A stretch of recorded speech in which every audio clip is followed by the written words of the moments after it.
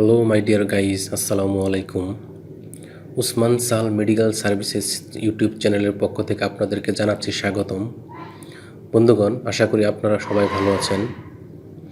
বন্ধুগণ, আজকের ভিডিওতে আমি আপনাদেরকে শিশু বাচ্চাদের সাধারণ সর্দি, অ্যালার্জি, সাধারণ ঠান্ডা, নাক বন্ধ থাকা, নাক ডাকা, শ্বাসকষ্ট ইত্যাদি সমস্যার সমাধানে একটি অত্যন্ত কার্যকর নেজাল ড্রপ বা নাকের ড্রপ এবং ড্রপটির নাম, দাম, কাজ, জেনেরিক বা গ্রুপ নাম, প্রস্তুতকারক কোম্পানির নাম এবং এর সাইড এফেক্টস বা পার্শ্ব প্রতিক্রিয়া সম্পর্কে আলোচনা করব। তবে ভিডিওটি শুরু করার আগে আপনাদের প্রতি রিকোয়েস্ট, আপনি যদি আমার চ্যানেলে নতুন হয়ে থাকেন তাহলে অবশ্যই চ্যানেলটি সাবস্ক্রাইব করবেন এবং পাশাপাশি লাইক, কমেন্টস এবং শেয়ার করবেন।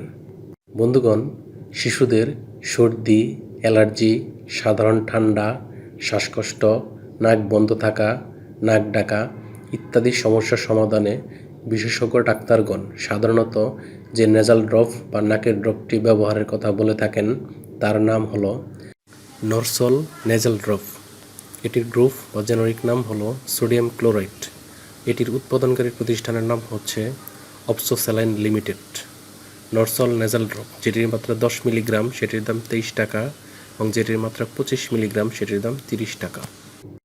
এটি ব্যবহারের নিয়ম হচ্ছে শিশুদের ক্ষেত্রে প্রতিদিন প্রতিটি নাকে 1 থেকে 2 ফোঁটা করে দিনে 2 বার ব্যবহার করতে পারবে এবং প্রাপ্তবয়স্করা দিনে 1 থেকে 2 ফোঁটা করে 2 থেকে 3 বার ব্যবহার করতে পারবে।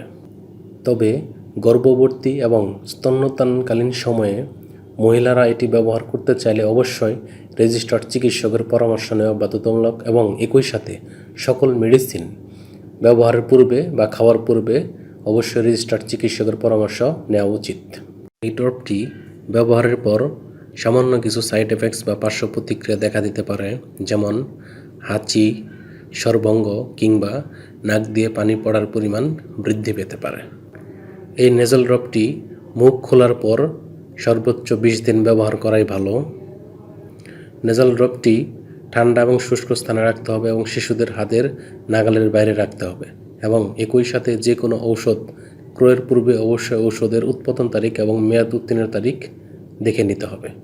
ধন্যবাদ।